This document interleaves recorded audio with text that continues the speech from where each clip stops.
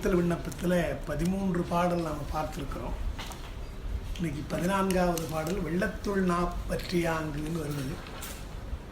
கடலுள் நாய் நக்கியாங்குன்னு அங்கே சொல்கிறார் முதல் பாட்டில். இதில் வெள்ளத்துள் அப்படின்னு சொல்கிறார் நாவற்றியாங்குன்னு. அதான் அந்த மிகுந்த வெள்ளம் வருகின்ற பொழுது குடிக்கிற தண்ணீர் இல்லாமல் கஷ்டப்படணும் இல்லையா, அந்த வெள்ளத்தில் அடித்து போடும் இல்லையா, அந்த மாதிரின்னு ஒரு வார்த்தை இங்கே சொல்கிறாரு. இருந்தாலும் அதை இல்பொருள் ஊமையாக வைத்துக்கணும்னு அப்பா எழுதுகிறாங்க. இல்பொருள் ஊமை என்றால் அப்படி வெள்ளத்துள் நாவற்றியாங்க என்பது அது சாதாரணமாக உமைக்காக சொல்கிறது தானே தவிர அந்த மாதிரி இல்லை, நடைமுறையில் இல்லை.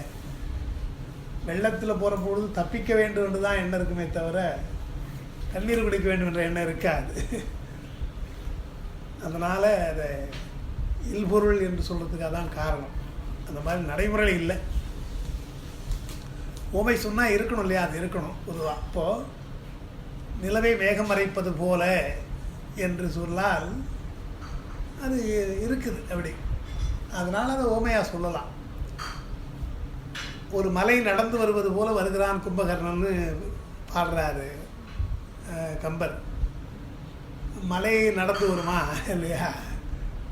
நின்ற மலை ராவணன், சென்ற மலை கும்பகர்ணன் அப்படின்னு சொல்கிறாரு. நின்ற மலைன்னு சொன்னோட பரவாயில்ல, அது மலை போல் நிற்கிறது, அது அசையாமல் நிற்கிறது, அப்படியே இருக்கிறது. சென்ற மலைன்னா நடந்து போகுமா மலை, எனவே அது இல்பொருள் ஊமை என்று சொல்கிறாங்க.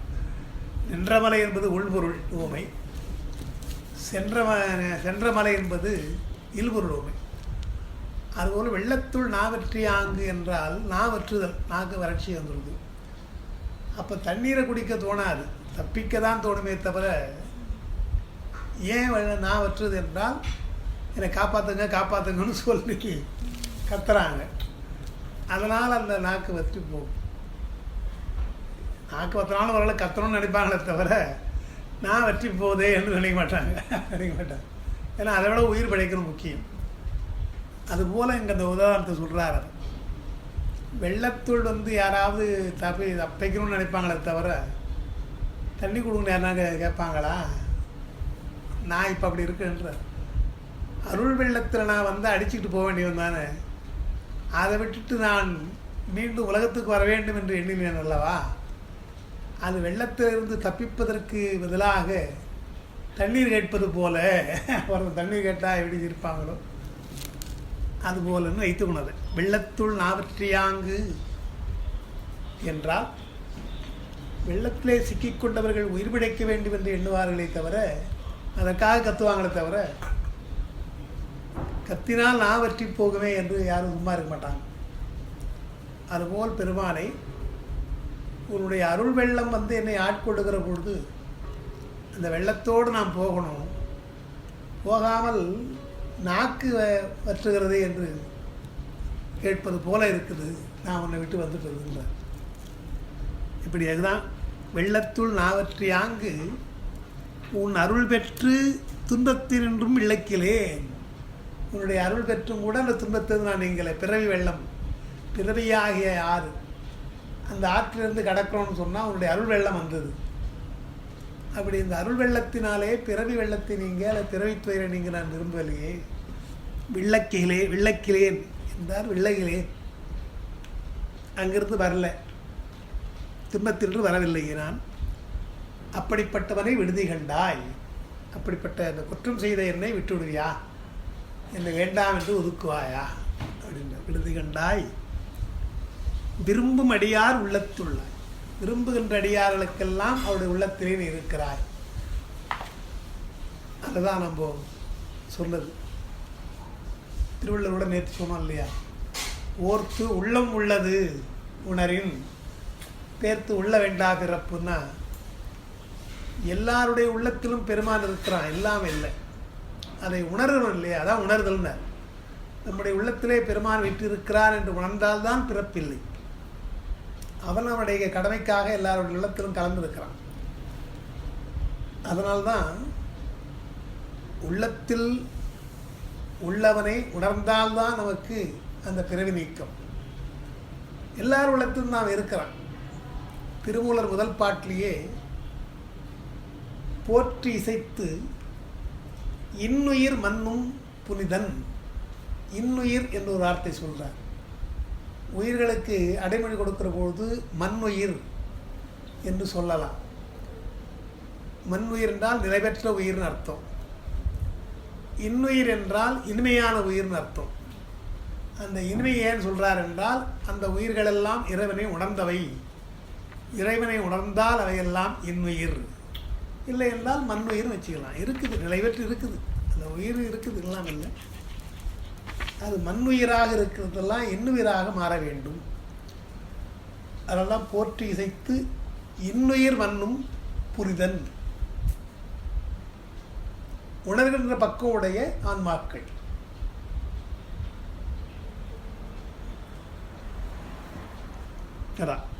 வெள்ளத்துள் நாவற்றி ஆங்கு உன் அருள் பெற்று துன்பத்தினின்றும் விள்ளக்கிலேனை விடுதி கண்டாய், விரும்பும் அடியார் உள்ளத்துள் உள்ளாய். விரும்புகின்ற அடியார்களுக்கெல்லாம் நீ உள்ளத்தில் இருக்கிறாய். மன்னும் உத்தரகோசம் அங்கைக்கு அரசே கள்ளத்துளேற்கு அருளாய். கள்ளத்துளேன், கள்ளத்துளேன் என்றால் நான் கள்ளமாக இருக்கிறேன் அர்த்தம்.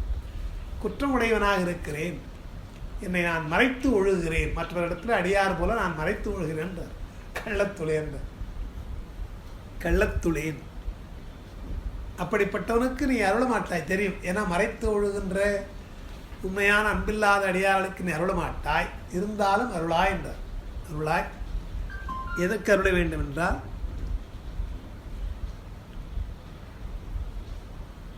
கழியாத களி என்றார். தமிழில் களிப்பு என்ற வார்த்தை ஒரு கள் குடித்ததால் வருகின்றது அந்த அந்த போதை இருக்குல்லையே, அதுதான் களிப்புன்னு பேர். அதனால் இங்கேயும் கூட நீங்கள் பார்த்தீங்கன்னா பெருமானுடைய அந்த அருள் வெள்ளம் இருக்கு இல்லையா, அது ஒரு வகையான போதைன்றார் இல்லையா, அதை விட்டால் வர முடியாது. ஆனால் கழியாத களி எனக்குன்றார். முன்னே அனுபவிக்காத ஒரு இன்பத்தை எனக்கு தரணும். உலகத்துள்ள எத்தனையோ நான் அந்த இன்பத்தை அனுபவிச்சிருக்கிறேன். இப்போ உன்னிடத்திலே வருகின்ற பொழுது முன்னே அனுபவிக்காத ஒரு இன்பம், அந்த அந்த அருள் அனுபவத்தை எனக்கு தர வேண்டும். கழியாத களி, இதுவரையில் நான் அனுபவிக்காத அந்த இன்பத்தை நீ தர வேண்டும் எனக்கு. கள்ளத்துளேற்கு அருளாய் கழியாத களி எனக்கு. அப்போ பெருமான் ஆட்கொண்ட பொழுது ஆட்கொண்டார், பெருமான் என்று தெரிந்து கொண்டார் என்றெல்லாம் தெரியுது இல்லையா. அப்போ அருள் வெள்ளத்தில் அவர் இருந்தாரும் தெரியுது.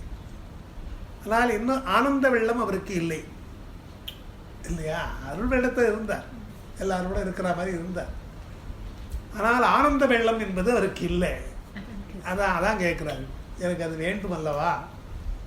எனவே கள்ளத்துளேற்கு அருளாய் கழியாத களி எனக்கே என்றால் அவர் என்ன சொல்கிறார், சீவன் முத்தின் நிலைகளாக கூட எனக்கு அந்த இன்பம் வரலாம், அதுவும் எனக்கு இல்லைன்றார். சீவன் முத்தி நிலையிலிருந்து அவளுக்கு அதே இன்பம், உலகத்தை பற்று நீங்களும் தானே, எனக்கு பற்று நீங்களே தானே அவர் பாடுறார், எல்லா இடத்துலையும் பாடுறார். சாதாரணமாக பானலார் மொழிக்கெல்லாம் பறைத்துருக பாழ் நெஞ்சு என்றார். வேனில் வேல் மலர்கணைக்கும் வெண்ணகை செவ்வாய்க்கு செவ்வாய் கரிய பானலார் மொழிக்கெல்லாம் பறைத்துருகிறாய் என்றெல்லாம் சொல்கிற பொழுது, சாதாரண அந்த பற்றி எனக்கு நீங்களே, நான் எப்படி அந்த சீவன் முக்தி நிலைக்கு நான் என்ன சொல்லிக்கொள்ள முடியும் என்பது போலத்தான் அவர் சொல்கிறார். சீவன் முத்தர்களாக இருந்தால் அவர்களுக்கெல்லாம் அந்த கழியாத களி என்பதற்கு அங்கே இருக்கும், அவர்களுக்கு அந்த இன்பம் அவர்களுக்கு உண்டு. அதான் கள்ளத்துளேற்கு அருளாய் கழியாத களி எனக்கேன். வெள்ளத்துள் நாமற்றியாங்கு உன் அருள் பெற்று துன்பத்தினின்றும் வெள்ளக்கிலேனே விடுதி கண்டாய், விரும்பும் அடியார் உள்ளத்துள்ளாய், மன்னும் உத்தரகோசமங்கைக்கு அரசே கள்ளத்துளேற்கு அருளாய் கழியாத களி எனக்கே.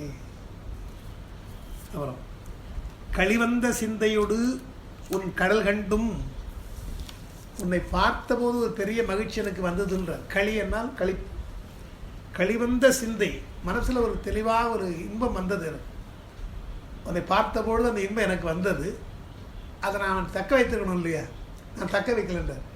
களிவந்த சிந்தையோடும் உன் கடல் கண்டும் கலந்தருள வெளிவந்திலேன். உன்னுடைய திருவடிக்கு கலப்பதற்கு நான் வெளிவந்தில்லைன்னா விரும்பலை. நான் அப்படி வெளியே வரல, பற்றுக்களை விட்டு நான் வெளியே வரல.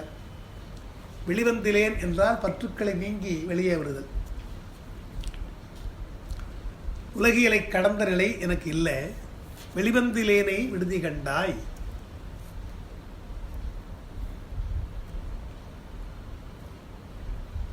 நீ யார் என்றால் மெய்ச்சுடருக்கு எல்லாம் ஒளி வந்த பூங்கடல். உலகத்திலே நாம் பார்க்கிற சுடர்கள்லாம் இருக்கு இல்லையா, அந்த சுடர்களுக்கெல்லாம் ஒளி தருகின்றவன் நீதானே. ஏன்னா முன்னே அருக்கலில் சோதி அமைத்தோன், திருத்தகு மதியில் தன்மை வைத்தோன் என்றெல்லாம் பாடுற. வானில் ஊக்கம் வைத்தோன், வானில் கலப்பு வைத்தோன், காலில் ஊக்கம் வைத்தோன் என்றெல்லாம் சொல்கிறார் இல்லையா. அந்த பஞ்சபூதங்களுக்கெல்லாம் ஆற்றல் கொடுத்து அதையெல்லாம் நீ இயக்குகிற. அப்படிப்பட்ட ஆற்றல் மிக்க நீ அதெல்லாம் ஒளியினார், மெய்ச்சுடர் எல்லாம் ஒளியினார். அது என்ன?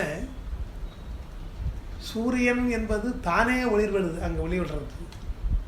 சந்திரன் போன்றவையெல்லாம் கோள்கள் எல்லாம் அந்த ஒளியை வாங்கி தான் ஒளி விடுது இல்லையா.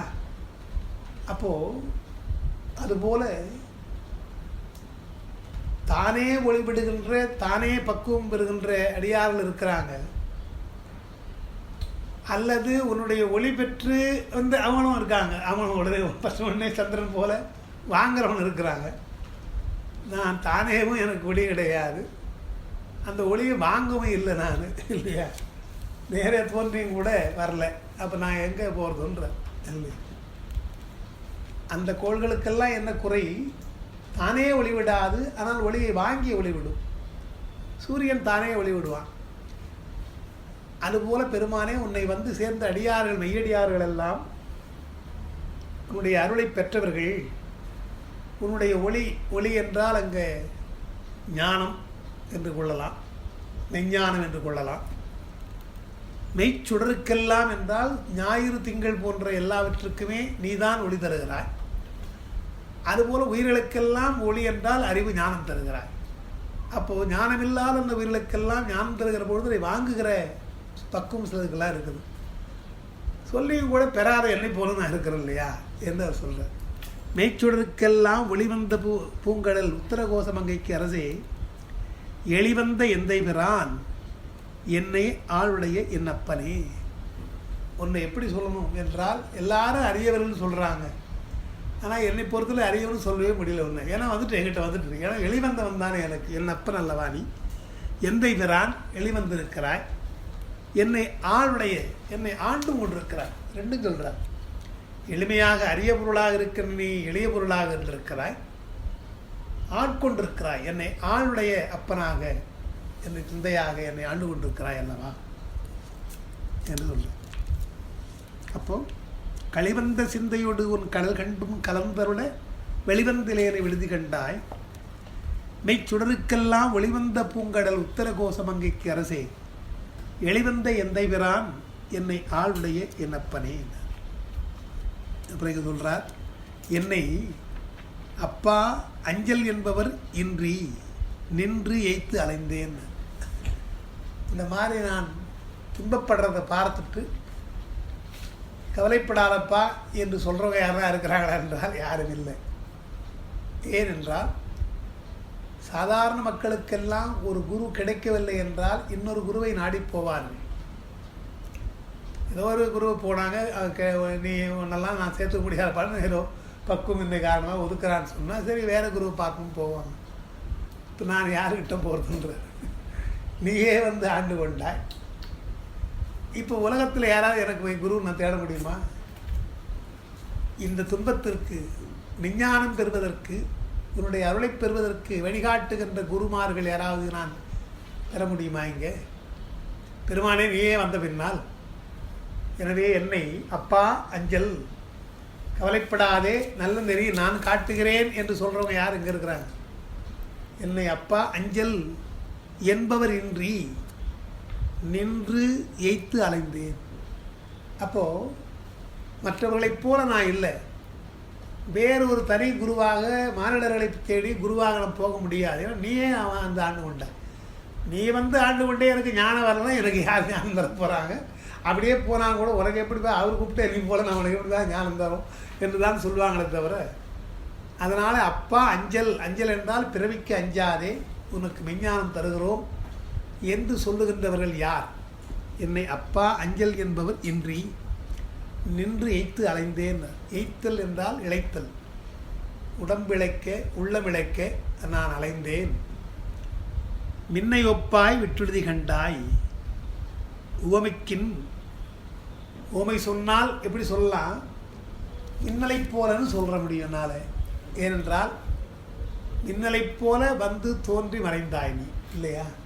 அதனால் ஒன்று மின்னல் தான் சொல்ல முடியும்.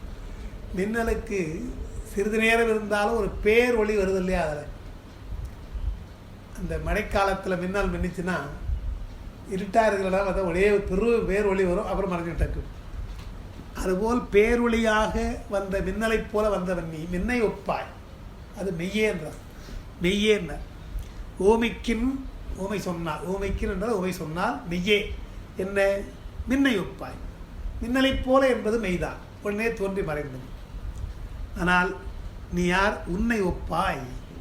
இதுக்கெல்லாம் உதாரணம் நீ தான், இல்லையா? உன்னை ஒப்பாய்.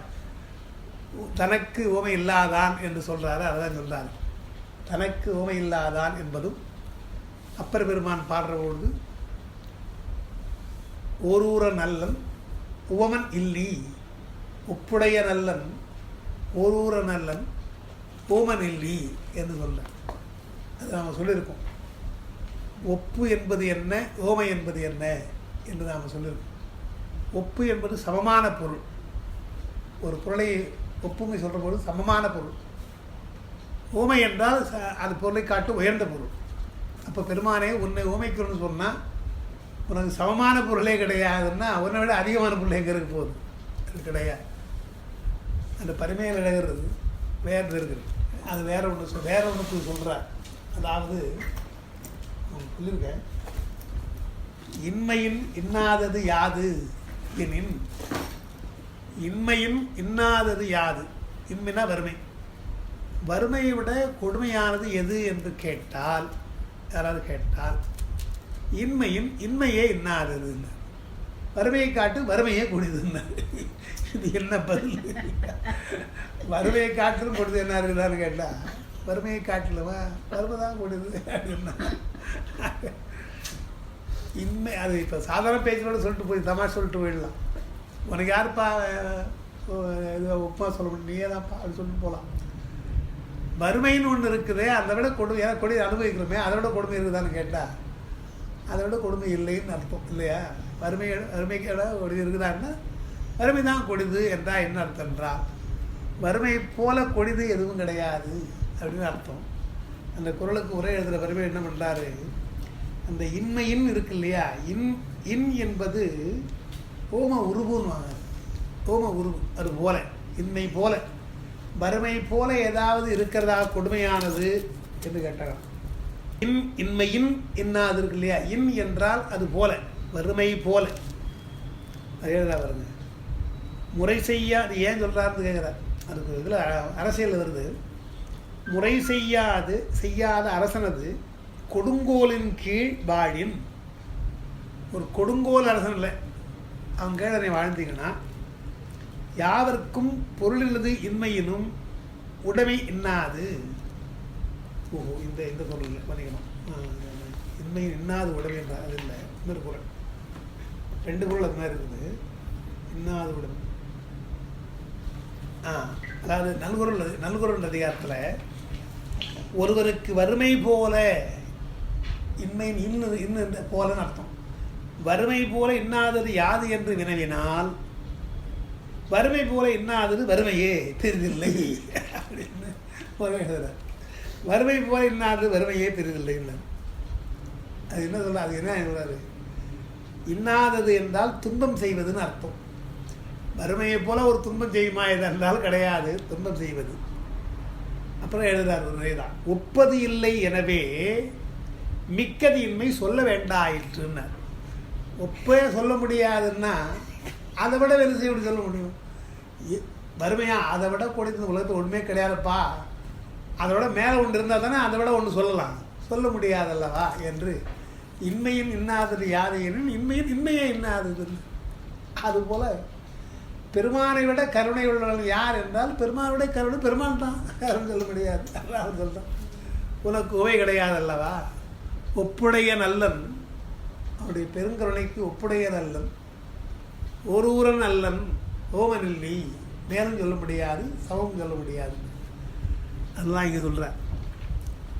மின்னையொப்பாய் விட்டெழுதி கண்டாய் ஓமைக்கின் மெய்யே. ஒரு சிறிது நேரம் தோன்றி மறைகின்ற மின்னலைப் போல உன்னுடைய வடிவம் அழகான வடிவம். அருள் எப்படி என்று சொன்னால் அந்த வடிவத்துக்கு ஒன்றா ஒரு உண்மை சொல்லலாம். இப்போ நீங்கள் சொன்னதுனால, ஏன்னா எங்களுக்கு வந்தீங்க அதனால் சொல்லலாம். உன்னுடைய குணத்துக்கு உண்மை சொல்ல முடியுமா என்றால் உன்னை ஒப்பாய். குணத்துக்கு ஒன்றை யாரும் சொல்ல முடியாது. உன்னை ஒப்பாய் அப்படின்னா மின்னை ஒப்பாயின்னு சொன்னாரே, அது பெருமான் தோன்றி தடத்த லட்சணமாக தோன்றியதற்காக சொல்கிற ஊமை. அப்போ தடத்த லட்சணத்துக்கு ஒன்றா ஊமை சொல்லலாம். இப்போ நம்ம சொல்கிறதுலாம் அப்படிதான் சொல்கிறோம் இல்லையா, செந்தல் போல மேனி இருக்கிறதுன்னு சொல்கிறதும், கடல் போல கருணை உள்ளவன் தான் சொல்கிறதுலாம் என்னன்னா அவனுடைய வடிவம், நம்முடைய அனுபவம், இதை வச்சு சொல்கிறோம். ஆனால் அவன் யார் என்றால் அவனுக்கு எந்த உமையும் கிடையாது. எனவே உன்னை ஒப்பாய் மண் உத்தரகோசமங்கைக்கு அரசே, அன்னை ஒப்பாய் எனக்கு அத்தன் ஒப்பாய் என் அரும்பொருளே. என்ன அம்மாவாக இருக்கிற அப்பாவாக இருக்கிறேன்னு ரெண்டுமாக தான் இருக்கிறேன்னு. அதாவது இதெல்லாம் வச்சு தான் பின்னால் ராமலிங்கர் பாடினார். அதாவது தடித்த ஓர் மகன்னா முரட்டு பையன், தந்தையின் தடித்தால் தாய் உடன் அணைப்பாள், தாய் அடித்தால் பிடித்து ஒரு தந்தை அணைப்பாள். குடும்பத்தில் நடக்குது இல்லையா, அம்மா வந்து குழந்தை அடித்தா அப்பா போய் பிடிச்சிவார், அப்பா அடித்தானா அடிக்காதீங்கன்னு குழந்தை தாய் பிடிச்சிவா. அது நடக்கிறது. இங்கு எனக்கு பேசிய தந்தையும் தாயும் பொடித்திருமேனி அம்பலத்தாடும் புரிந்த நீ ஆதலா, நீ தானே என்னை அடித்தது போதும் அணைத்திட வேண்டும் அப்படின்னா, என்னை அடித்தது போதும்பா அணைக்கணும். அதான் சொல்ல. அதெல்லாம் அவர் விரிவாக பாண்டது. திருவாசகத்தில் அன்னை ஒப்பாயின்னு, அத்தன் நீதான் இல்லை, அன்னையும் அத்தன் நீ அல்லவா என்றால், மற்ற உலக வாழ்க்கையில் குழந்தைக்கு அம்மா அடித்தாலாம் அப்பா கிட்ட சொல்லும், அப்பா அம்மா கிட்ட சொல்லும். நான் யார்கிட்ட சொல்ல முடியும்? அன்னையும் நீ தான், அப்பன் நீ அல்லவா, என்று நீ தான் என் அரும்பொருளே. அன்னை ஒப்பாய் எனக்கு அத்தன் ஒப்பாய் என் அரும்பொருளே அப்படின்னு.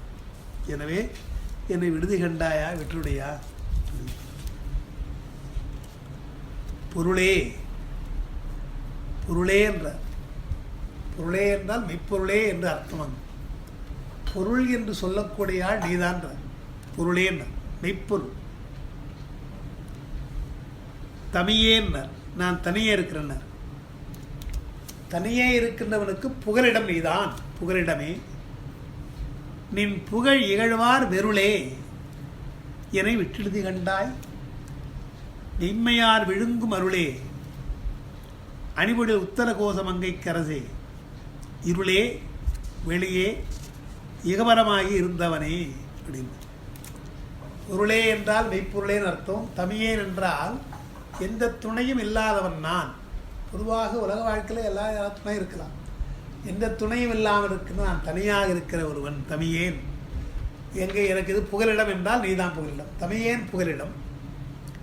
நின் புகழ் இகழ்வார் வெருள், வெருள்னா அச்சம்னு அர்த்தம், பயம் அல்லது அச்சம். உன்னுடைய புகழை இகழ்ந்தார் என்றால் அவர்களெல்லாம் அச்சம். வாழ்க்கையில் யாருக்கு அச்சம் வரும்ன்றார் பாரதியார் கூட இடத்துல பாடுறார், ஞானசம்பந்தம் பாடுறார். அடியார்கள் என்று சொன்னால் அச்சம் இருக்கக்கூடாது. ஏன்னா உங்களுக்கு பெரிய துணை இருக்குது. உங்களுக்கு பெரிய துணை இருக்கிற பொழுது நீங்கள் எதுக்கு அஞ்சினாலும் அப்படின்னா அப்போ நீங்கள் சரியாக நான் அவரை நம்பலைன்னு அர்த்தம் இல்லையா. அதனால தான் அவர் சொல்கிற பொழுது எங்கள் அச்சம் எங்களுக்கு இல்லைன்றார். நம்மளுடைய நாவுக்காரர்கள் பாடுற பொழுது கூட ஏமாப்போம் பிணியறியோம் பணிபோம் எல்லோம் இன்பமே என்னாலும் துன்பமில்லைன்னார். நமனை அஞ்சோம்னார், ஒரு வார்த்தை சொன்னார். எவனுக்கே நாங்கள் பயப்படலைன்னா அப்புறம் இதுக்கெல்லாம் எங்கள் பயப்பட போகிறோம் என்று அவர் சொல்கிறார். அப்போது ஞானசம்பந்தரும் அச்சம் இலர் கேடும் இலர் பாவம் இலர் அடியார் நிச்சமுறும் நோயும் இலர் என்று சொல்கிறார். அப்போது அஞ்சுதல் என்பது பொதுவாக அச்சம் கீழ்கலந்து ஆச்சாரம்ன்றாங்க. பொதுவாக அஞ்சி நாம் பெருமானை வழிபடுவது என்பது அந்த அதாவது முதல் நிலை. அது உலக வாழ்க்கையிலே அச்சத்தின் காரணமாக நாம் வழிபடுறது முதல் நிலை. அப்புறம்தான் அன்பு நிலை என்று சொல்லி, அஞ்சியாயிலும் அன்புபட்டாயிலும் என்று சொல்கிற பொழுது, அஞ்சி என்பது காமிய பக்தி, அன்பு என்பது நிஷ்காமிய பக்தி. அதுதான் அஞ்சி அன்புன்னு. அதுபோல் இங்கே உன்னுடைய புகழ் இகழ்வார் வெருள்னார். உன்னை நம்பாதவர்கள் இருக்காங்களே, இகழறாங்களே, அவளுக்குத்தான் நீ அச்சத்தை தருகிறாய். உலக வாழ்க்கையெல்லாம் அச்சமாக இருக்கு, அவர்களுக்கே நீ அச்சமாக இருக்கிற. ஏன்னா திருடனாக இருந்தால் அவன் தான் நம்ம பயப்படுறான் போலீஸ்காரனுக்கு. அதுபோல் வாழ்க்கையில் குற்றம் செய்கின்றவர்கள் தான் உன்னை பார்த்து பயப்படணும். உன் புகழ் இகழ்வார் வெருளே என்னை விட்டெழுதி கண்டாய் என்று சொல்லிட்டு, அதுக்கப்புறம் மெய்மையார் விழுங்கும் அருள். உன்னிடத்திலே அன்பு கொண்டவர்கள், மெய்யான அன்பு கொண்டவர்கள் மெய்மையார். அந்த மெய்மையார் என்பதில் என்ன அர்த்தம்னா, பொய் என்பது தத்துவம், உலக வாழ்க்கை தத்துவம். அந்த தத்துவம் எல்லாம் பொய் என்று நீ ஒருவனே மெய் என்று எண்ணுகின்றவர்கள், அவங்க தான் மெய்மையார். உலக வாழ்க்கை உலக தத்துவம் எல்லாம் பொய் என்று கழித்து பொய் கண்டு அகன்ற மெய் கண்டார்னர். இதில் சிவஞானபுரத்தில் மெய்கண்டார் பேர் சொல்லும்போது பொய் கண்ட அகன்ற மெய்கண்டார், மெய்கண்ட தேவன் அப்படின்னா. அதுபோல் மெய்மையார் யார் என்றால், பொய்யாக இருக்கின்ற இந்த உலகத்தை எல்லாம் பொய் என்று கழித்துன்ற, பொய் என்று கழிக்கணும். அது மேலே பற்று வச்சிருந்தா அவங்களாம் மெய்மையான சொல்ல முடியாது. பற்று கழிந்து இருக்கின்ற பொருள் நீ ஒருவன் தான் மெய்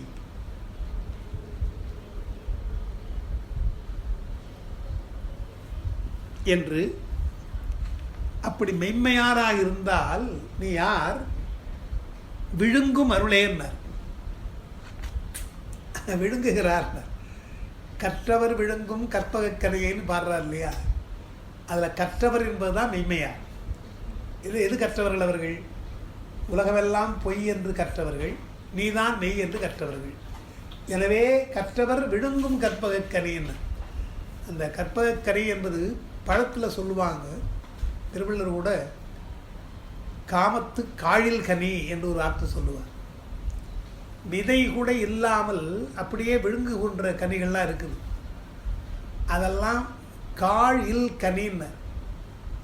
அதாவது விதைகள் எல்லாம் இல்லாமல், விதை வாயில் போட்டால் தடுக்காமல் அப்படியே விழுங்கும், அப்படிப்பட்ட கனின்னு. அதான் விழுங்க முடியும். அந்த மற்ற சதையோ மற்றதெல்லாம் தடுத்துன்னு வச்சுங்க, அதை விழுங்க முடியாது. அப்போது பெருமானே நீ எப்படி இருக்கிறாய்? மற்றவர்களுக்கெல்லாம் தடை செய்கின்ற கனி போல் இருக்கிற, விழுங்க முடியல இல்லையா? அதில் போட்டுவிட இன்னும் இதாக இருக்க நல்லா இல்லையா இன்னும் விழுகிறாங்க, அதனால தான் அவர் சொல்கிறார், கனி தந்தால் கனி உள்ளவும் வல்லீரேன்னார். அப்புறம் பெருமான், நான் ஒரு கனி வச்சுட்டு இருக்கிறேன், அதை சாப்பிட முடியுமா அவங்களால அப்படின்னு கேட்குறேன் என்றால், அதாவது தெரியாத குழந்தை கொண்டு கொடுத்தா வேண்டாம் வேணான்னு சொல்லும். கொஞ்சம் சாப்பிட்டு பார் என்று சொல்கிற பொழுது அது சாப்பிட்டு பார் தெரிஞ்சது இல்லையா? அதுபோல் பெருமானுடைய இன்பத்தையும் அனுபவத்தையும் அடியார்கள் எவ்வளோ சொல்கிறாங்க, அருளாளர்கள் சொல்கிறாங்க. நாம் அது வேண்டாம் என்று ஒதுக்கிறோம், அந்த குழந்தையை ஒதுக்குவது போல் ஒதுக்குறோம். அப்புறம் கொஞ்சம் வாயில் வச்சுட்டு நல்லா இல்லை அப்படின்றோம் உடனே இல்லையா? பெருமானை கொஞ்சம் சுவைக்கிற மாதிரி சுவைச்சிட்டு அந்த முழு சுவையை உணர்வதற்குள்ளாக எனக்கு வேணாம் அப்படின்னு வரும் இல்லையா?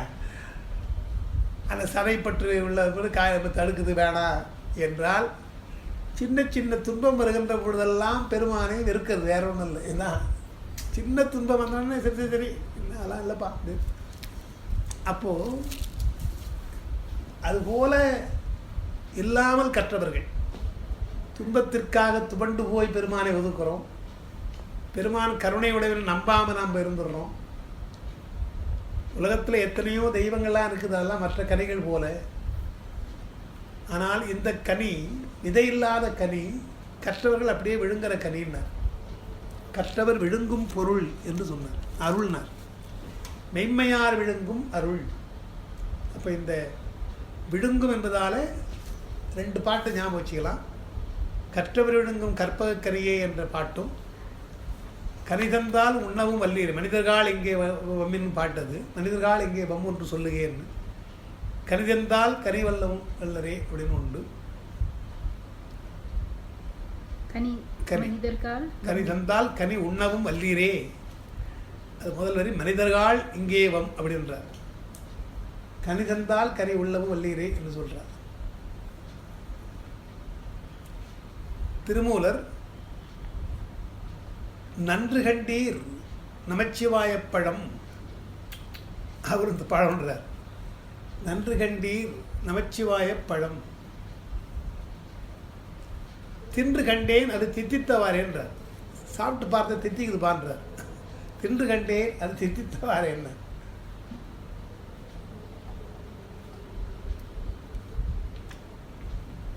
இதெல்லாம் பெருமானை அப்படியே உணர்கின்ற பக்குவத்துக்கு சொன்னது. இதெல்லாம்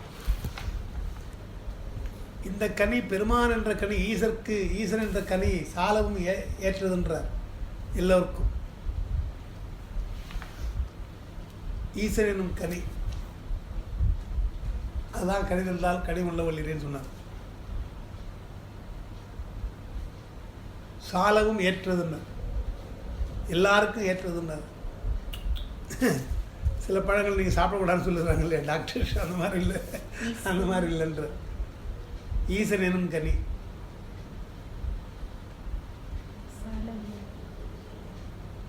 இனிது, சாலம் ஈசன் கனி இனிது, சாலவும் சாலவும் இனிது இல்லை, சாலவும் இனிதுன்றார்.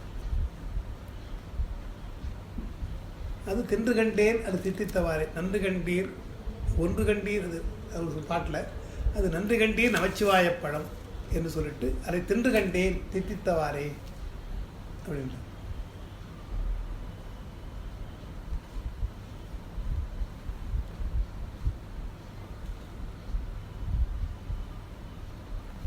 அப்போ இதெல்லாம் அந்த மெய்மையார் என்பது அதுதான். மெய்மையார் அதுதான் சொல்கிறார். உலகமெல்லாம் பொய் என்று போய் மெய்ப்பொருளை கண்டவர்கள்.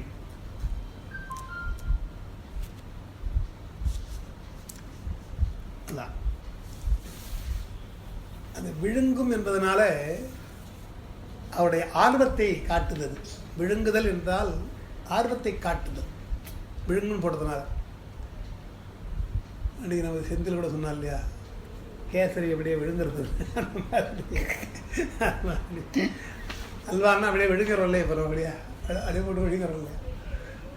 ஏன்னா அதில் ஒதுக்கக்கூடிய பகுதி எதுவுமே கிடையாதுன்னு அர்த்தம். விழுங்கலாம் ஆர்வத்தை காட்டுகிறது ஒன்று. அதனால தான் ஆசிரியர்களுக்கு மாணவர்களுக்கு சொல்கிற பொழுது ஆசிரியர் ஒரு கருத்து விளக்கி கொண்டிருக்கிறார்னு சொன்னால் எப்படியா, அந்த பருகுவன் நன்ன ஆர்வத்தனாகி அப்படியே விழுங்குவது போல வாயில் போட்டால் அப்படியே பருகுறோம் இல்லையா, அது போல அப்படியே பருகுவன் நன்ன ஆர்வத்தனாகின்னு சொல்கிறாங்க. மாணவர்கள் இப்படி கேட்கணும் அப்படின்றாங்க. ஒன்றை கூட விடக்கூடாது அப்படியே, அது போல. அப்போ பெருமான் என்று சொன்னால் ஆர்வத்தோடு நாம் விழுங்குகிறோம் என்றால் அவனோடு நாம் இருக்கிறோம், அவனுடைய உண்மைத்தன்மையை நாம் தெரிந்து கொண்டோம் என்று. அவங்களாம் யார்? மெய்மையார். மெய்மையார். இவ்வளோ சொல்லியும் தெரியாதவர்கள்லாம் பொய்மையார் தெரிஞ்சு. மெய்மையார் விழுங்கும் அருளே அணிப்பொழில் உத்தரகோசமங்கைக்கு அரசே இருளே வெளியே இகபரமாகி இருந்தவனே என்று சொல்கிறார்.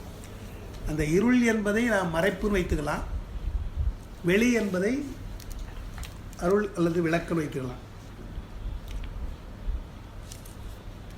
இருள் என்பது மறைப்பு. இருளாக இருக்கிறாய், நீயே வெளியாக இருக்கிறாய். வெளிவாங்குதல் சொல்கிறோம் இல்லையா, இருள் நீங்கி ஒளி வருதல், ஒளி வருதல். அது இகபரம் சொன்னார். அப்போ இகம் என்பது இருள், பரம் என்பது வெளி. இகபரமாகி இருந்தவனே என்றதுனால இகம் என்பது இருள், பரம் என்பது வெளி. இகபரமாகி இருந்தவனே என்னார். பொருளே மெய்ப்பொருளே தமையேன் புகலிடமே நின் புகழ் இகழ்வார் வெருளே என விட்டெழுதி கண்டாய் மெய்மையார் விழுங்கும் அருளே அணிபொழி உத்தரகோசமங்கைக்கு அரசே இருளே வெளியே இகபரமாகி இருந்தவனே. அவர் இருந்து என்னை ஆண்டுகொள் விற்றுக்கொள் ஒற்றிவை எண்ணினல்லால் விருந்தினேனை விருதி கண்டாய் மிக்க நஞ்சி அமுதா அருந்தினனே மண் உத்தரகோச மங்கைக்கு அரசே மருந்தினனே பிறவி பிணிப்பட்டு மடங்கினற்கே. பெருமான் விருந்தாக இருக்கிறான், மருந்தாக இருக்கிறான் அப்படின்னு. விருந்து என்பது இன்பம் அல்லவா? எனவே புத்திநிலை அடைந்து பெருமானை அடைந்தவர்களுக்கெல்லாம் அவன் விருந்தாக இருக்கிறான். நம்ம மாதிரி பிறவியில் இருக்கிறவங்களுக்கான் மருந்தாக இருக்கிறான். யார் ஒன்றும் இல்லை, நீக்கணும் இல்லையா? மருந்தாக இருக்கு. அதனால தான் பல இடங்களில் அவனை நம்ம சொல்கிறோம். மருந்தீஸ்வரர் கோயில் திருவான்மையில் இருக்குது, வைத்தீஸ்வரன் கோயில்னு சொல்கிறோம். இதெல்லாம் என்றால் பிறவியாகிய பிடி தீர்த்ததுக்கு மருந்தாக இருக்கிறார். மடங்கினர் என்று ஒரு வார்த்தை போடுறார். அதாவது பிறவி பிணிப்பட்டு மடங்கினர் அப்படின்றார். இப்போ பிறவியில் அருளாளர்கள் கூட வந்தாங்க. அவங்கெல்லாம் பிறவியை நோயாக எண்ணி மடங்கல். அவங்கெல்லாம் பெருமாளுடைய அருளை அனுபவிக்கிற இடமாக எண்ணினார். இந்த பிறவி அந்த வாய்ப்பாக எண்ணினார் பிறவி. அவங்களை அப்படி வாய்ச்சிதவங்க. அதனால் பிறவி அவங்க நோயாக்குறதுல அவங்க பெருமானை பிறவி வேண்டாம்னு பாடியிருக்காங்க. இருந்தாலும் அவர்கள் எல்லாம் பெருமானுடைய அருளோடு இருந்ததுனால பிறவி என்பதை பிணியாக அவர்கள் இறங்கி மடங்கலை. ஆமாம், நாயன்மாரெல்லாம் அப்படி தான் அந்த பிறவியை சரியாக அனுபவிச்சிருக்காங்க. எல்லாம் அதை நன்றாக அந்த வாய்ப்பை நல்லா பயன்படுத்திட்டாங்க. ஒரு வாய்ப்பை எப்படி அவங்க பயன்படுத்தியிருக்காங்கன்னு பார்க்கணும். இப்போ நமக்கெல்லாம் எப்படின்னா பிறவி என்பது பிணியாகவே போச்சு நமக்கு. என்ன வாழ்க்கையில் வர ஒரு சின்ன சின்ன துன்பமெல்லாம் பட்டு கஷ்டப்படுறோம்னா அவங்க பெரிய துன்பத்துக்கே கஷ்டப்படலை இல்லையா? எவ்வளோ பெரிய துன்பம், யார் தான் கஷ்டப்பட்டாங்க? யாரும் கஷ்டப்படலை. அப்போ அவங்களுக்கு பிறவி பிணியாக இல்லை. நமக்கு சிறிய துன்பம் கூட பெருசாக சேர்ந்ததுனால பிறவி பிணியாக இருக்கிறது. மடங்கினோர்னா பெரிய நோய்பட்டு அவர் ரொம்ப நோய்வாய்ப்பட்டுட்டாருங்க, எழுந்தே வர முடியாதவரால் என்ற அந்த மாதிரி ஆகிட்டோன்றோம். நாமெல்லாம் நோய் உட்பட்டு மடங்கினோம். அது எத்தனை பிறவியாக இருந்த அந்த நோய்பட்டு நீ மடங்கினாலும் உனக்கு மருந்து என்பது அவன் ஒருவன் தான். அதனால் எந்த காலத்திலும் அவன் தான் உதவணும். அப்போது அது சில மருந்து சிலருக்கு பயன்படாது, சில நோய்க்கு இந்த மருந்து கிடையாது அப்படின்னு சொல்லிடுறோம். இவன் அப்படி கிடையாது. ஒவ்வொருத்தருக்கும் ஒவ்வொரு மருந்து பிறவி தான். ஆனால் ஒவ்வொருத்தரும் ஒரு நோய். அவர்களுக்கு எல்லாருக்கும் அவன் தான் மருந்தாக இருக்கிறாங்க என்றால் ஒரே மருந்து எல்லா நோய்க்கும் உண்டா? டாக்டருக்கு தெரியும். ஒரே மருந்து எல்லா நோய்க்கும் கிடையாது, எல்லாருக்கும் கிடையாது. முக்கியமாக எல்லாருக்கும் கிடையாது. ஆனால் பெருமான் என்ற மருந்து எல்லாருக்கும் அவன் தான். எல்லாருக்கும் இந்த பிறவி நோய். அதில் மாதிரி மடங்கி இருக்கிறாங்க பல பேர். சில பேர் அதை பற்றி கவலைப்படாமல் இருக்கிறாங்க. சில பேர் பிறவிலேயே இருக்க வேண்டும் என்று விரும்புகிறார்கள். எல்லாருக்கும் இல்லையா? நீங்கள் பார்க்கலாம், எவ்வளோதான் நம்ம பிறவி வேண்டாம் என்று சொன்னாலும் ஆயுள் நீட்டிக்க வேண்டும் என்று தானே எல்லோரும் விரும்புகிறோம். அவங்க கூட விரும்புகிறாங்க. அவங்க ஏன்னா இன்னும் கொஞ்ச நாள் பெருமானை வழிபடலாம் இல்லையா என்பதற்காக தான் அவங்க கேட்குறாங்க.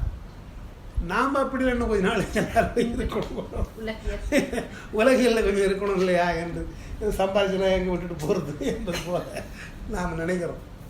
அதெல்லாம் அந்த மடங்குதல்னு அர்த்தம் இல்லையா? பிறவி பிணிப்பட்டு மடங்குதல்.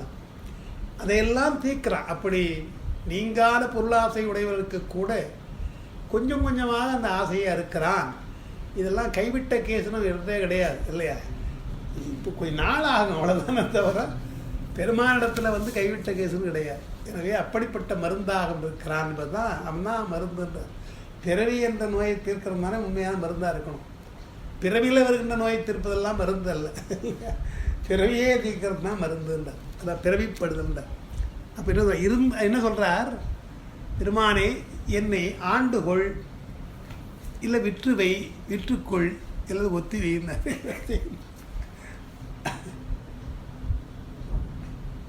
இருந்து என்னை ஆண்டுகொள். பெருமானே ஆண்டுகொள் என்றால் உன்னுடைய தொண்டிலே என்னை ஈடுபடுத்து. அதான் ஈடுபடுத்து. தொண்டுக்கு நான் சரியில்லை என்று சொன்னால் வித்துரு எங்கேயா. அதாவது நீ என்னுடைய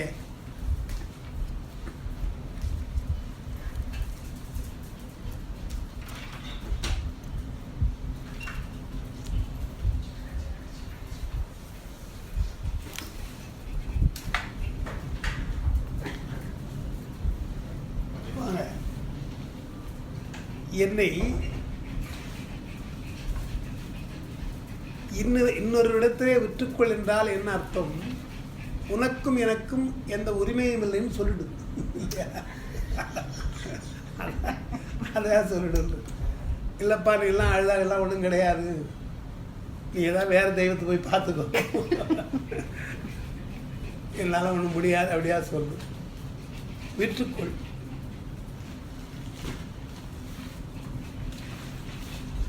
அப்புறம் ஒற்றி வைனர். ஒற்றிவை என்று சொன்னால் என்ன அர்த்தம்? கொஞ்ச நாள் பார்த்துங்கன்னு அப்புறமா அவனை அழிச்சிக்கிறேன் சொல்லு. யாரையாவது சொல்லு, யாரையாவது சொல்லு. எதுவுமே இல்லாமல் வாய்மூடி இருக்கிறது எனக்கு முடியல அப்படின்ற. உரிமை இல்லாமல் இருந்து என்னை ஆண்டுகொள் அப்படி அவர் சொன்னாலும் என்ன அர்த்தம்? இவ்வளவு நாள் என்னை ஆண்டு கொள்ளாமல் என்னை கஷ்டப்படுத்துகிற உன்னுடைய உரிமையை நான் வேற முடியுமான்ற இல்லையா? உன்னை நான் வேணான்னு சொல்ல முடியுமான்ற. நீ எனக்கு உரிமை இல்லாத இந்த கடையில் பண்ண இன்னொரு கடையை போய் பார்க்கலான்ற இல்லையா? அந்த மாதிரி இல்லை. நீ என்னை ஆண்டு கொள்வதற்கு எவ்வளவுதான் காலம் தாழ்த்தினாலும் நீதான் எனக்கு உரிமையானவன். எனவே என்னை நீ ஆண்டு கொள்ளாமல் இருக்க முடியாது. நீ விற்றுக்கொள் என்று சொன்னால் வேறொருவரிடத்திலே நான் போகணும்னா வேறொரு தெய்வத்தை நான் வணங்க மாட்டேன். சரி, கொஞ்ச நாள் வணங்கினாமா என்றாலும் அதுவும் கிடையாது இல்லையா? எனவே எந்த தெய்வத்தையும் நான் வணங்குவதும் கிடையாது, வேறொரு தெய்வத்திற்கு நான் தொண்டாக போவதும் கிடையாது. என்னை நீ எவ்வளோதான் காலம் தாழ்த்தினாலும் பரவாயில்லை, நான் உனக்கு தான் இருக்கிறேன், வேறு யாருக்கும் இல்லை.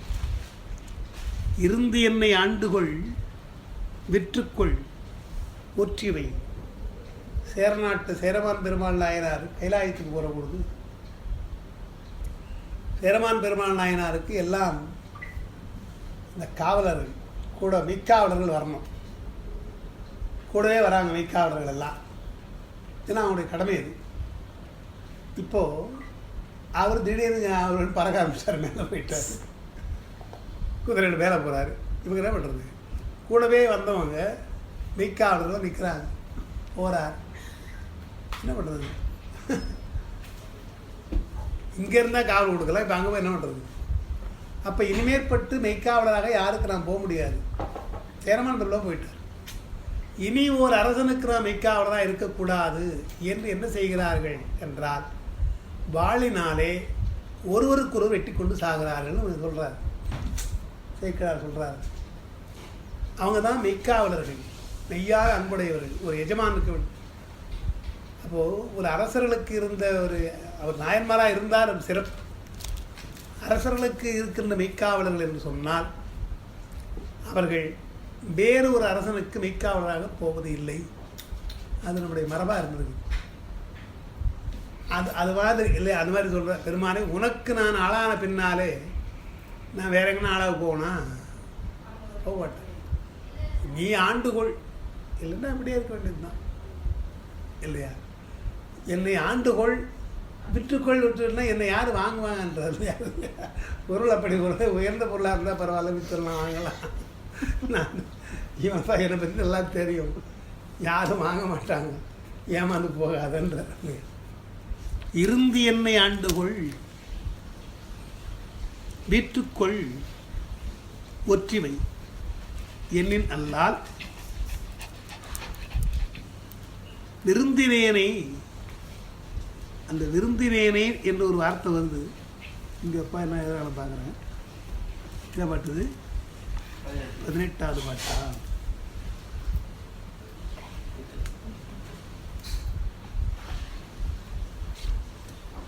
இல்லை, அது ஒன்று எழுதலாங்க. விருந்தினேன்ற, விருந்து என்றால் புதிய அடியவன் அர்த்தம். விருந்து என்பது புதுமை.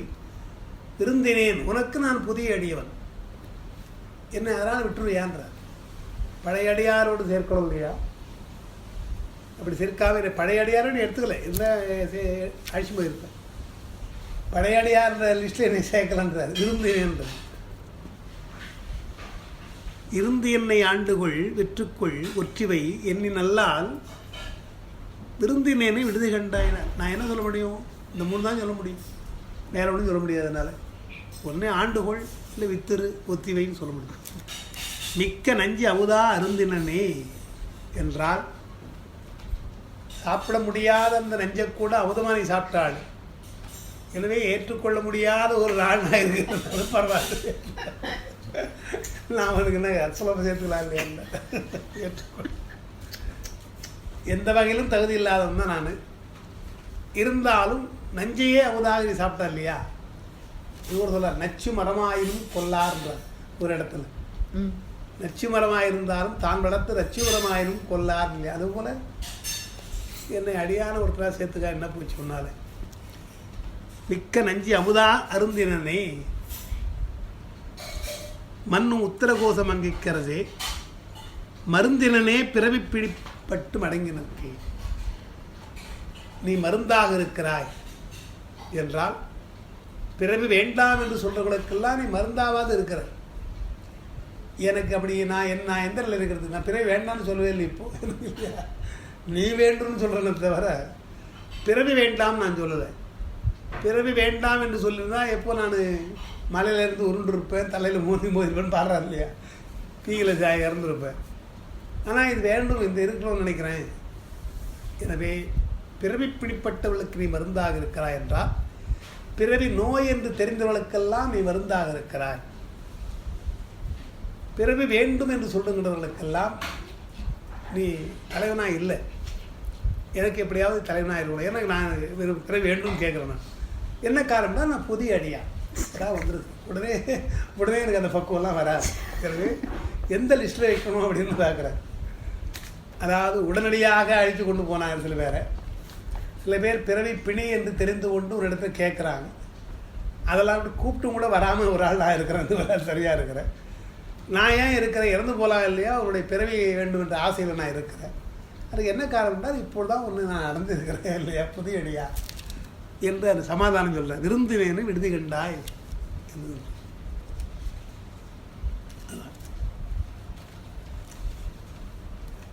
அதாவது நீங்கள் ஒரு பாட்டாக பார்க்குற பொழுது வரும் அதில். அதாவது இது முன்பாட்டில் கூட பாருங்கள். பொருளே தமையேன் புகழிடமே நின் புகழ் எழுவார் வெருளே என விட்டுடுதி என்றா என்ன.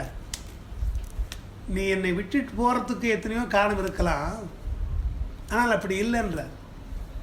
உன்னுடைய புகழை இகழ்கிறார்களே அவள் மாதிரி இருக்கலாம், விட்டுட்டு போகலாம். நான் ஒன்றும் அப்படி இகழலை, உன்னை பாராட்டி தான் இருக்கிறேன். என் புகழை இழந்தால் பரவாயில்ல, என்னை விட்டுடலாம். புகழை நான் பாராட்டி தான் இருக்கிறேன். அப்போ என்னன்னா என்னை விட முடியாத சூழ்நிலை தான் நான் இருக்கிறேன்ற இல்லையா? முழுமையாக ஒரு இடத்துல எல்லாம் வராது என்னுடைய குற்றம். ஆனால் அதுக்காக நான் உன்னை விட்டு விலகி போகணும் இருக்கிறேன். மற்றவர்கள் போல உன்னுடைய புகழை இகழ்வதோ என்றெல்லாம் செய்கிறேன் நான் என்று அப்படி அந்த நயமாக சொல்கிறேன். ஒன்று அப்படி தான் அவர் சொல்லுவார்.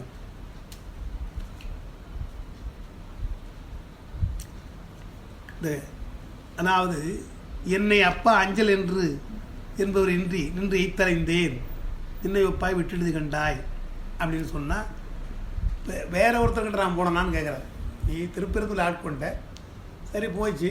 உத்தரவாதமாக நான் வேறு யாரும் போய் தேடணும் நான் இல்லை, அப்படி இல்லை, நான் தேடலை. அதனால் என்னை யாரும் அஞ்சல் என்று சொல்கிறோன்னா ஆள் இல்லை, நீ தான் திரும்பிக்கணும்.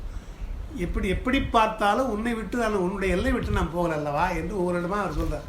என்னை விட்டுடுதை கண்டா என்றால் இப்படி விட்டுருக்கானே அப்படின்ற மாதிரி உடனே நான் சொல்லிட்டு இருக்கேன், விட்டுருயா என்பது போல ஒவ்வொரு பாட்டிலையும் அவர் அந்த இதை வச்சு சொல்கிறார். இங்கே கூட சொல்கிறார், நீ எனக்கு ஆண்டுகோள்னு சொல்கிறேன், ஆண்டுகோள் வித்துரு, அது உங்கள்கிட்ட தான் விற்று முன்பொருள் தானே விற்றுது, அப்படி செய், அது ஒற்றி வை, ஏதோ இஷ்டம் தானே தவிர என்ன ஆண்டுகொள்ளலாம் வேணும், வித்துறக்கூடாது, ஒற்றி நான் சொல்லலையே, எதை ஒன்றாலும் செய்ய இஷ்டம் கூட செய் என்று அப்படி எல்லாருக்கும் இருக்கிற விடுவியானே. அப்படி தான் அவர் அந்த பாட்டை அப்படி பாடுறார். விட்டுடுதி கண்டாய் விருந்தினேன்னு விடுதி கண்டாயினார்.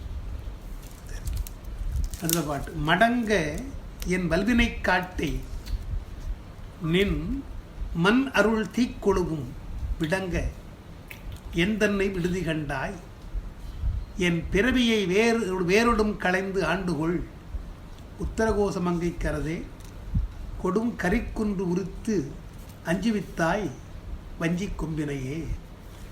யானையை உபத்தபொழுது அந்த அரிய செயல் அதை பார்த்து உமையம்மையே பயந்தார்கள் என்று.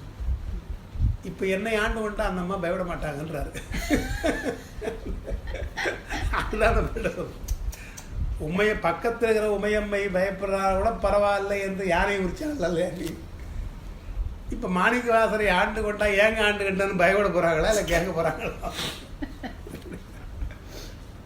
கொடுங்கரி குன்று உரித்து அஞ்சு வித்தாய் என்றால் உன்னை இப்போ யார் இப்போ ஆண்டு கொண்டா பயப்பட போகிறாங்க? யாரும் இல்லை இல்லையா?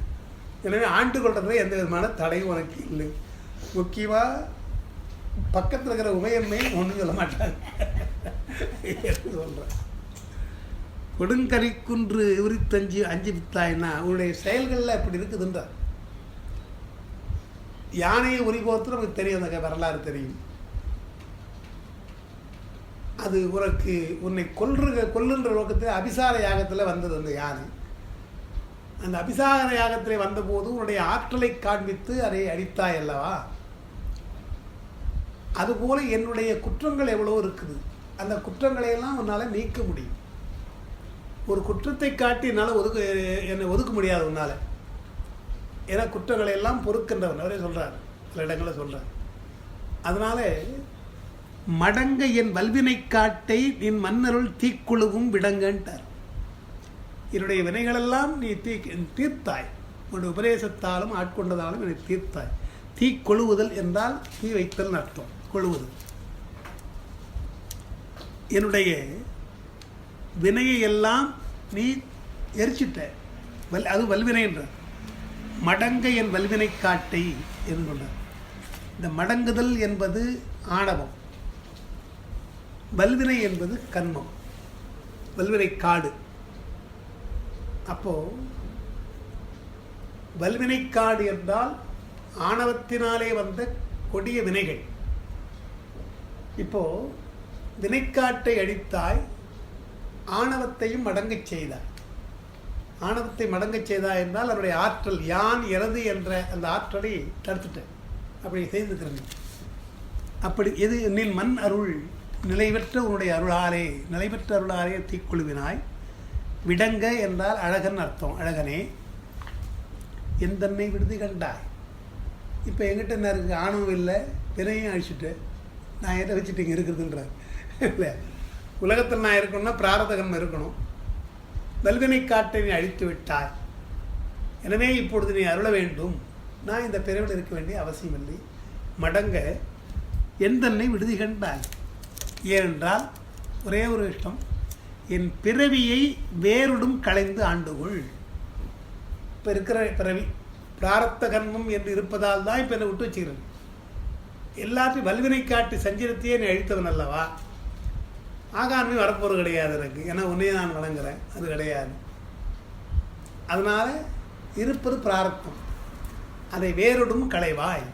பிறவியை வேறுடும் களைந்து ஆண்டுகொள் உத்தரகோசமங்கைக்கரசே கொடுங்கரிக்குன்று உரித்து அஞ்சி வித்தாய் வஞ்சி கொம்பினையே. சைவ சித்தாந்தத்தில் அந்த குறிப்பு நமக்கு உண்டு. ஆகான்மியம், அதாவது சஞ்சிதம் என்பதை தீட்சையினாலே பொறுத்து விடுவான். அதுபோல் சாதாரண மக்களுக்கு கூட ஆகான்மியம் இல்லாமல் செய்கிறான். அந்த ஞானம் வந்துவிட்டால், பெருமான் என்ற அருள் ஞானம் வந்துவிட்டால், இன்ப துன்பங்களை சமமாக பார்க்கின்ற எண்ணம் வந்துவிட்டால் ஆகான்மியம் நமக்கு போயிடும். பிராரத்தம் தான் நமக்கு அனுபவிக்க வேண்டியதாக இருக்கும். அதை மட்டும் சில சமயங்களில் விதிவிலக்காக சிலருக்கு அப்பொழுதே பிராரத்த கர்மத்தை நீக்குகிறான்.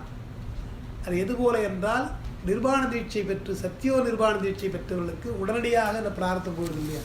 தீட்சையில் சொல்கிற பொழுது பொதுவாக தீட்சைன்னா சஞ்சிதம் போகும்னு சொல்கிறோம், அது எல்லாருக்கும் தெரிஞ்சது. அந்த சமயம் விசேடம் நிர்வாணம் வைக்கிற பொழுது நிர்வாண தீட்சை சத்தியோ நிர்வாண தீட்சை, அசத்தியோ நிர்வாண தீட்சை என்று ரெண்டாக இருக்கிற பொழுது சத்தியோ நிர்வாண தீட்சை செய்தால் பிராரத்த கர்மம் உடனே போயிடும். அதுதான் நம்ம பெற்றான் சாமானுக்கு செய்கிறது. அவனுக்கு ஏதோ பிராரத்த கர்மம் இருந்திருக்கு இல்லையா? அவன் எனவே அந்த பிராரத்த கர்மத்தையும் நீக்கி சத்தியோ நிர்வாண தீட்சை போயிடுச்சு. அசத்தியோ நிர்வாணம் என்றால் நமக்கு அந்த சஞ்சிதம் போயிடும், ஆகாமியம் போயிடும், அந்த பிராரத்த கர்மம் இருக்கும், அதை அனுபவிக்க வேண்டியதாக இருக்கும் அந்த தீட்சையில். அதை தான் அவர் சொல்கிறார். தீட்சையிலே எப்படி இருப்பது போல பெருமானே உன்னுடைய அருளாற்றலால் இந்த பிராரத்த கர்மத்தையும் உடனே நீக்கிறது. பிறவியை வேறொடும் களைந்தால் உன்னிடத்தில் நான் வந்துடும் இல்லையா என்று, பிறவியை வேறொடும் களைந்து ஆண்டுகொள் என்று சொல்கிறேன். அந்த வேறொடுங்கிறது அதான் அது அர்த்தம். கொடுங்கரிக்குன்று உரித்து அஞ்சுவித்தாய் வஞ்சி கும்பினையே என்று பாடுறோம். அப்புறம் கும்பரில்லா கொடி போல் அலவந்தனன். கும்பரில்லா கொடின்றார். ஒரு கொடிக்கு ஏதாவது ஒரு கொம்பு இருந்தால் போய் படந்துடும். இந்த கொம்பில் தான் படணுன்றது கிடையாது இல்லையா? அதுக்கு கொம்புனா மரம் கிளை போல வச்சுக்கலாம். அதுபோல் சாதாரண மக்களாக இருந்தால் எதையாவது ஒரு கொடியை பிடிச்சி போயிடலான்னு பார்ப்பாங்க. கொடிக்கு படர்கின்ற கொம்பாக நீ இருக்கிறாய், எனக்கு நீ இல்லை என்றால் நான் யாரிடத்தையும் படர மாட்டேன்றார் இல்லையா? படர மாட்டேன். கொம்பரில்லா கொடி போல் என்றால் கொடி படர்வதற்கு எல்லா கொம்புகளும் தான் உபயோகம். அதுபோல் சிலர் எல்லாரையும் வணங்குவார்கள், இது இல்லைன்னா அதுன்னு போயிடுவாங்க. நான் வேறு தெய்வத்தை வணங்காதவன் அல்லவா? அதெல்லாம் கொம்பரில்லா கொடி போல் அலமந்தனன் கோமளமே வெம்புகின்றேனை விடுதி கண்டாய் அப்படின்றார். இந்த கொம்பு தான் கொம்பர்னு வரும், கொம்பர்னு வருது இல்லையா? அந்த நாங்கள் நேற்று இறுதி போலின்னு சொன்னோம் இல்லையா, ஈற்றுப்போலி, அதில் கொம்பு என்பது இப்படி வரும், கொம்பர் உள்ளாய். கோமளம்ன்றார் சொல்கிறார். முன்ன விடங்கன்னு சொன்னார், இங்கே கோமளம்ன்றார். கோமளம்னா அழகுன்னு அர்த்தம். அழகு வாய்ந்த வடிவத்தோடு தான் பெருமான் வந்து ஆண்டு கொண்டிருக்கான்னு தெரியுது இல்லையா? எனவே வெம்புகின்றேனை விடுதி கண்டாய் விண்ணர் நன்னுகில்லா உம்பருள்ளா என்றார். விண்ணர் என்றால் விண்ணோர்கள், விண்ணவர்கள். உம்பர் என்றாலும் மேலே இருக்கிறவர்கள் தான். விண்ணவர்களுக்கு மேல் நீ இருக்கிறாய் என்று சொன்னாங்க. அது வந்து சிவலோகம். விண்ணுலகம் என்பது தேவலோகம், உம்பர் உலகம் என்பது சிவலோகம். உம்பருள்ளாய், இதற்கு மேல் இருக்கின்ற பெருமானை என்று. உம்பர்னா மேலே இருந்தால் அதுவும் அர்த்தம். உம்பருள்ளாய் மண் உத்தர கோசமங்கை கரசே அம்பரமே நிலனே அனல் காலுடு அப்பு ஆனவனே என்றார். அம்பரம் என்றால் ஆகாயம் அர்த்தம். அம்பரம் என்றால் ஆகாயம். நிலன் அனல் காலுடு அப்பு ஆனவன் என்று பஞ்சபூதங்களும் சொல்கிறார். பஞ்சபூதங்களாக இருக்கின்ற பெருமான் அல்லவானே என்று சொல்கிறார். கும்பரில்லா கொடி போல் அலமந்தனன் கோமளமே வெம்புகின்றேனை விடுதி கண்டாய் விண்ணர் நன்னுகில்லா உம்பருள்ளாய் மண் உத்தரகோசமங்கை கரசே அம்பரமே நிலனே அனல்காரோடு அப்பு ஆனவனே. அதோட அந்த 20 பாட்டு நமக்கு முடியுது.